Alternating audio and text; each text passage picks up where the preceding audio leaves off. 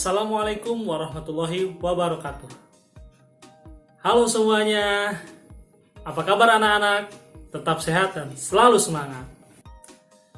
Jalan-jalan ke kaki lima, pulang-pulang bawa ikan sepat. Tahun ajaran baru di depan mata, kita lahap dengan semangat.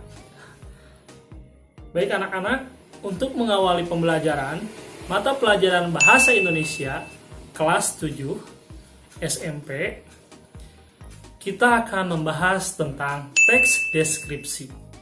Sebelumnya,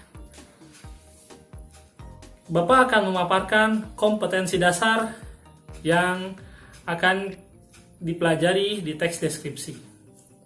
Yang pertama, mengidentifikasi informasi dalam teks deskripsi tentang objek. Apa saja? Sekolah, tempat wisata, tempat bersejarah, kesenian tari daerah masing-masing. Baik yang dibaca maupun yang didengar. Kompetensi dasar yang kedua, yaitu menentukan isi teks deskripsi. Baik dari sekolah, tempat wisata, tempat bersejarah, dan suasana pentas seni daerah masing-masing, baik yang didengar maupun yang dibaca. Nah, sebelum pembelajaran, Bapak yakin pasti kalian sudah tahu tentang teks deskripsi. Atau kalian sudah pernah melihat tentang cara YouTuber untuk mengunboxing dan memperkenalkan produk-produknya.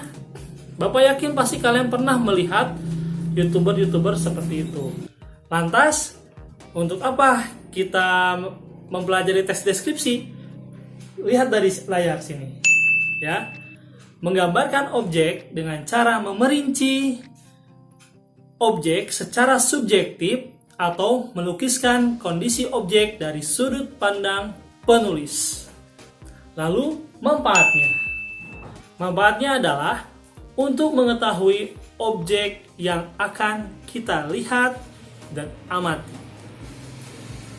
Baiklah, setelah mempelajari tujuan, manfaat, lantas pengertian teks deskripsi itu apa?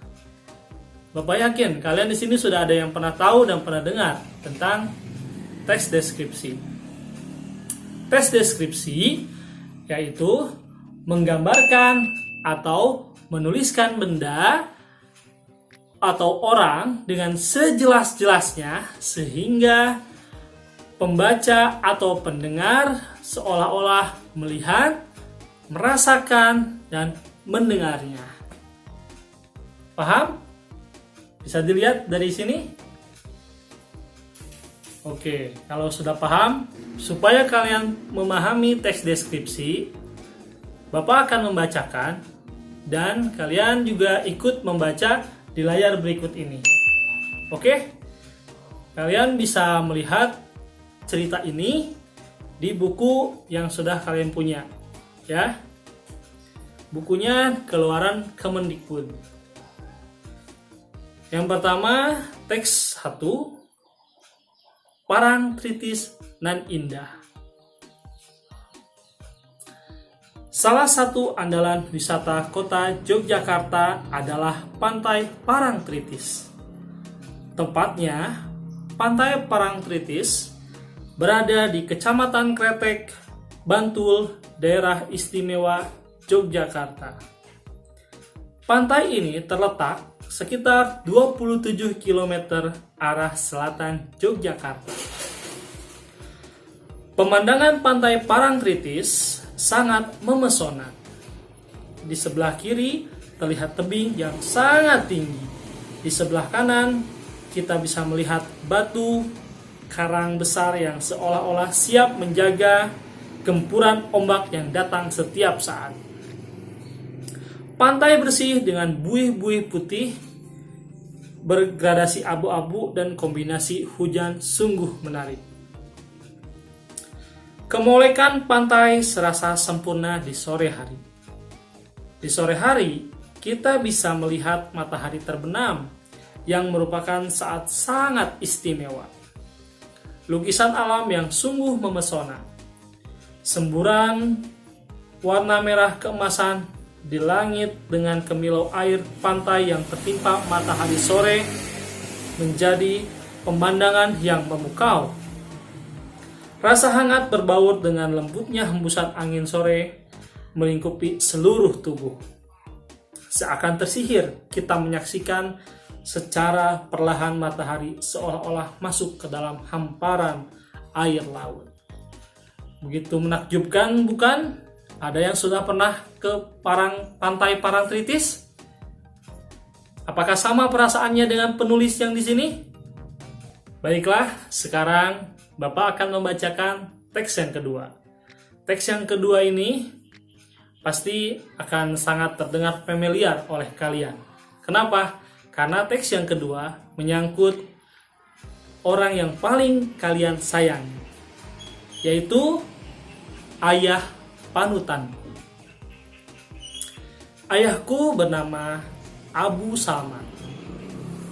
Ayah berpostur sedang, berumur sekitar 54 tahun.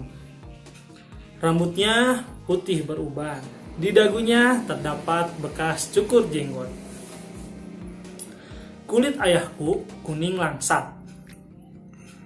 Wajah tipikal Batak dengan rahang yang sangat kuat dan hidung mancung tapi agak besar.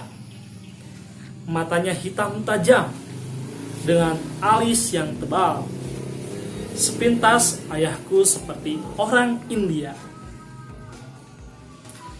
Meskipun kelihatannya mengerikan, ayahku orang yang sabar. Wajahnya teduh dan selalu tersenyum menghadapi masalah apapun. Ya, ayahku adalah orang yang paling sabar yang pernah aku kenal. Tidak pernah terlihat marah-marah atau membentak. Beliau selalu menunjukkan perasaan lewat gerakan bermakna di wajahnya. Jika melihat anaknya membandel, ayah hanya menggeleng sambil berkata lirih untuk membujuknya.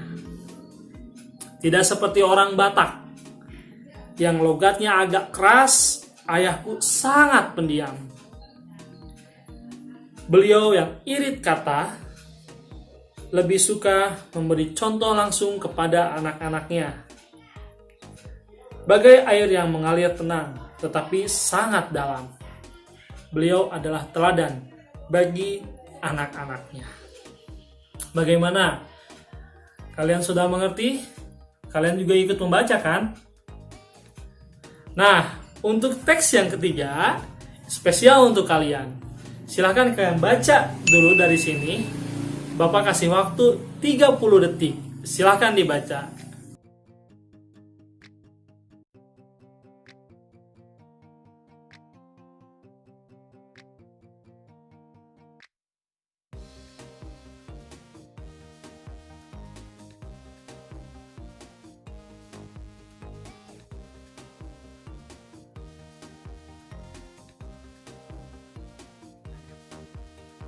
Bagaimana? Ada yang punya kelinci? Apakah sama kelincinya sama kelinci yang punya Bagas? Kalau kalian persis punya kelinci seperti punya Bagas, bersyukurlah kalian. Karena begitu manja dan kalian harus menyayanginya. Yang keempat, sama. Bapak akan memberikan waktu 30 detik juga untuk kalian baca. Silahkan dibaca.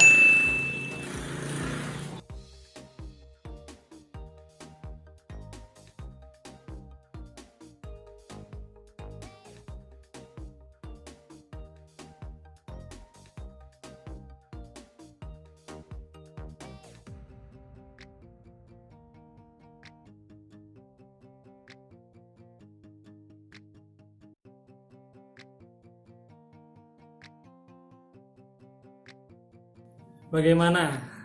Tidak kalah serunya kan? Teks 3 dan teks 4. Semoga ibu kita selalu dalam lindungannya.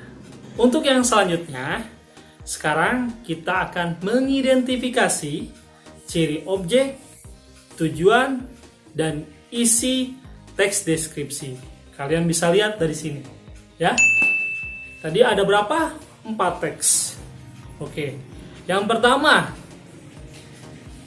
teks parangtritis. Teks parangtritis merupakan objek pariwisata. Jadi, untuk teks deskripsi, kita tidak terlalu fokus kepada manusia, sekolah, melainkan tempat-tempat pariwisata pun kita perlu untuk mendeskripsikannya. Apalagi bagi yang tempat tinggalnya punya pariwisata tapi belum terjamah oleh semua orang, ini cocok untuk kalian buatkan teks deskripsinya. Contohnya seperti parangtritis. Ingat 3 hal: ATM, amati, tiru, modifikasi. Maka Bapak yakin dan percaya sama kalian, kalian nanti akan menjadi penulis yang andal. Baiklah, yang kedua yaitu teks tentang ayah panutanku. Nah, mengenai ayah, ini bagian dari manusia. Jadi bukan hanya sekedar yang dilihat, ya, mendeskripsikan bisa menjadi hanya sifat. Ingat, tujuannya bukan hanya manusia yang dilihat saja, melainkan kepribadiannya. Sama hanya dengan ibu, ya. Ayah dan ibu merupakan kepribadiannya, sekali lagi, ya. Nah, untuk si Bagas ini hewan. Tidak masalah meskipun hewan juga dideskripsikan. Tapi ingat, mendeskripsikannya jangan hanya dari luarnya saja. Kalau kalian punya peliharaan, hewan peliharaan, itu juga bisa kalian jadikan deskripsi. Nah, kegunaannya untuk apa? Ya, untuk mengenalkan hewan peliharaan kalian itu sangat lucu sekali. Nah, sekarang kita lanjut ke bagian isi. Untuk isi, kalian bisa mengingat kembali teks 1, 2, 3, dan 4. Nanti akan Bapak kasih gambaran tentang teks 1, 2, 3, 4. Silahkan kalian simak di sini, di layar ini, teks 1, 2, 3, 4 untuk mengulas daya ingat kalian, ya. Nah, dari isi teks 1, parangtritis lebih ke menjelaskan pemandangan yang indah, supaya sekali lagi supaya tertarik orang terhadap bacaan yang kalian tulis. Nah, untuk kedua, ketiga, dan keempat lebih ke sifat, ya isinya ya tentang semua kepribadian yang dimiliki oleh setiap insan. Contohnya kayak ayah, ibu, si Bagas. Itu kan tentang sifat semuanya. Ya. Tentu, membuat teks deskripsi sangatlah mudah. Bisa dimulai dari orang terdekat kalian. Tidak perlu jauh-jauh. Tidak perlu kita observasi kemana. Tidak perlu. Kalian boleh mendeskripsikan rumah kalian dulu. Orang tua kalian. Kakak kalian. Adik kalian. Hewan peliharaan pun kalau perlu silakan. Ya, jadi sangat mudah. Semua yang kita lihat bisa kita jadikan teks deskripsi. Paham? Selanjutnya kita akan melihat ciri teks deskripsi. Bisa dilihat dari objek yang dibicarakan pada teks deskripsi bersifat khusus. Nah, maksudnya di sini apa? Jelas, objek tertentu kemungkinan berbeda dengan objek yang lain. Objek yang dideskripsikan bersifat pendapat personal. Nah, di sini kalian bisa melihat contoh tadi, si Bagas. Itu benar-benar personal. Ya, tidak ada pengambilan dari pandangan orang lain, karena penulislah yang merasakan.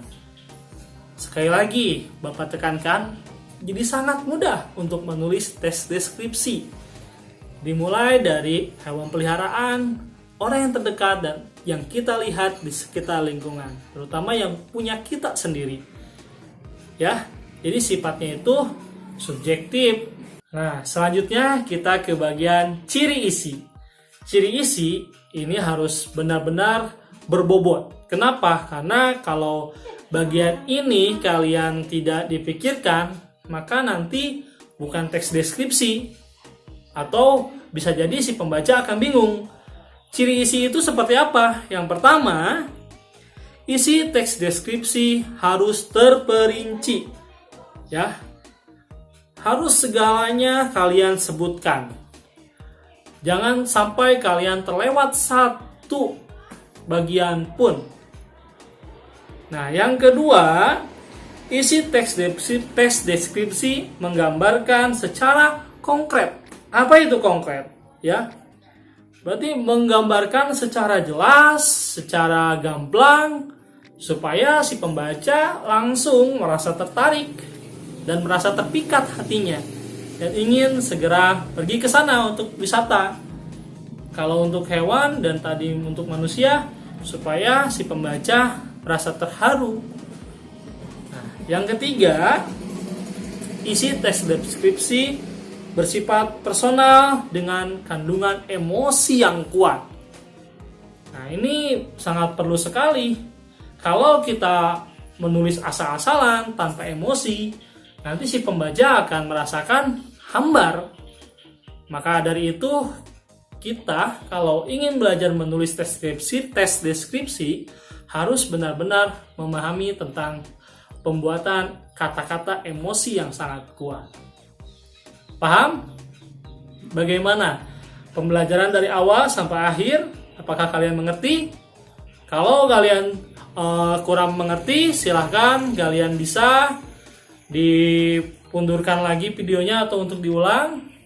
Baiklah, kalau kalian sudah paham, Bapak akan memberikan satu tugas untuk kalian. Nah, tugasnya ada di teks ini. Lihat di layar kaca atau di layar HP kalian. Paham tidak? Nah, kalau nggak paham, Bapak akan jelasin. Tugas kaliannya sederhana sebenarnya. Hanya mencari perasaan terhadap objek yang dideskripsikan tadi, teks 1, 2, 3, 4. Ya. Kalau kalian sudah mengerjakan, nah, kalian bisa kirim ke email di bawah ini. Ya. Ada kan? Nah, kalau sudah, ditunggu emailnya ya. Jangan sampai kalian menunda-nunda tugas dari guru. Kalau menunda-nunda sudah jelas, nanti akan semakin banyak dan kalian akan mulai bosan dan mengindahkan tugas-tugas tersebut ya, karena sudah menumpuk. Seperti itu anak-anak ya. Baiklah, sekali lagi, menulis teks deskripsi sangat mudah. Kalau kalian ingin menjadi penulis hebat, segera kalian mencari bahan untuk menulis teks deskripsi. Paham? Nah, sekian yang bisa Bapak sampaikan. Mohon maaf jika ada salah-salah kata. Kebenaran hanya milik Tuhan Yang Maha Esa. Wabillahi taufiq wal hidayah. Assalamualaikum warahmatullahi wabarakatuh. Dadah.